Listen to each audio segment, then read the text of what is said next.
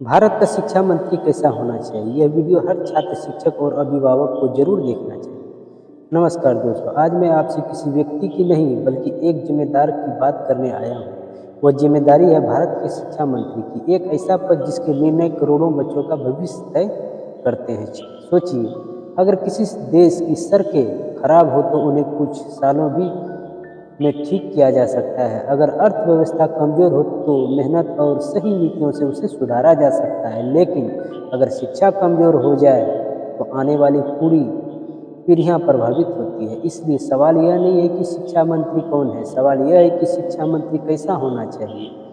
सबसे पहला, शिक्षा मंत्री ऐसा होना चाहिए जो हर बच्चे को केवल परीक्षा पास कराना नहीं बल्कि जीवन जीना सिखाने वाली शिक्षा देना चाहती है। आज भी लाखों छात्र अंकों की दौड़ में भाग रहे हैं। 90% आज तो खुशी, आज तो चिंता आए तो निराश, 80% आए तो निराश या 90% आए तो चिंता। क्या सचमुच एक बच्चे की पूरी क्षमता कुछ अंकों से तय हो सकती है?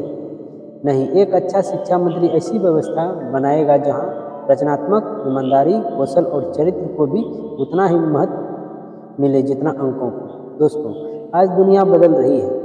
Artificial intelligence, robotics, codings, digital skills, नई नई तकनीकें हर दिन सामने आ रही हैं। अगर हमारे स्कूल और कॉलेजें पुराने तरीकों से ही पढ़ते रहे तो हमारे छात्र भविष्य की प्रतियोगिता में पीछे रह जाते हैं। इसलिए शिक्षा ऐसी होनी चाहिए जो बच्चों को केवल नौकरी के लिए नहीं बल्कि समस्याओं का समाधान करने वाला इंसान बनाए। एक अच्छा शिक्षा मंत्री गांव और शहर के बीच शिक्षा की दूरी कम करेगा।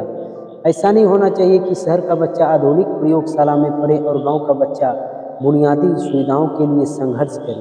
हर बच्चे को समान अवसर मिलना चाहिए, क्योंकि प्रतिभा किसी शहर या गांव की मोहताज नहीं होती। दोस्तों, शिक्षक किसी भी शिक्षा व्यवस्था की सबसे बड़ी ताकत होती है। यदि शिक्षक सम्मानित होंगे, उन्हें अच्छे संसाधन मिलेंगे, लगातार प्रशिक्षण मिलेंगे तो पूरे देश मजबूत होगा। एक अच्छा शिक्षा मंत्री शिक्षकों को केवल नियमों से नहीं बांधेगा बल्कि उन्हें बेहतर बनाने के लिए सक्षम बनाएगा। अब बात करते हैं छात्रों के मानसिक स्वास्थ्य की।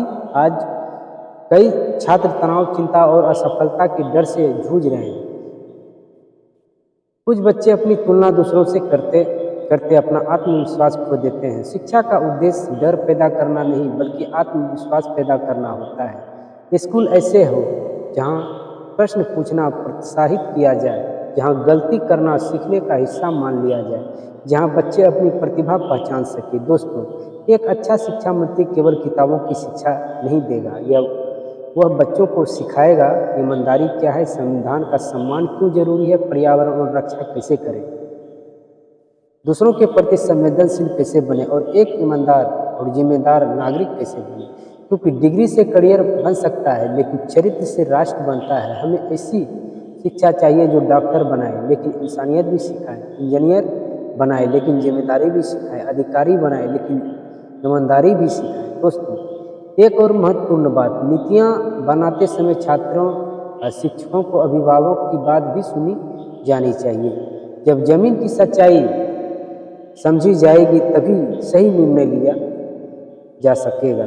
शिक्षा किसी का मंत्रालय काम नहीं है, यह पूरे राष्ट्र का अभिभावक है। इसलिए शिक्षा में निरंतर सुधार, पारदर्शिता और गुणवत्ता सबसे बड़ी प्राथमिकता होनी चाहिए। अंत में यही कहना चाहता हूँ, भारत को ऐसा शिक्षा मंत्री चाहिए जो बच्चों को रटने की नहीं सोचने की आदत दे, जो अंकों की नहीं ज्ञान की संस्कृति बनाए, जो प्रतियोगिता के साथ सहयोग भी सिखाएं, जो हर बच्चे को यह विश्वास दिलाएं कि उसकी मेहनत, उसका सपना और उसका भविष्य महत्वपूर्ण है। याद रखिए, किसी देश की सबसे बड़ी ईमानदार या इमारत संसद नहीं होती बल्कि उसका विद्यालय होता है, क्योंकि वहीं से भविष्य के वैज्ञानिक, सैनिक, शिक्षक, डॉक्टर, किसान, आदमी और नेता निकलते हैं। यदि हम शिक्षा को मजबूत बनाएंगे तो भारत का भविष्य अपने आप मजबूत होगा। धन्यवाद। जय हिंद। यदि इस वीडियो अच्छी लगे तो वीडियो को लाइक करें, सब्सक्राइब करें। मिलते हैं अगले वीडियो में। धन्यवाद दोस्तों।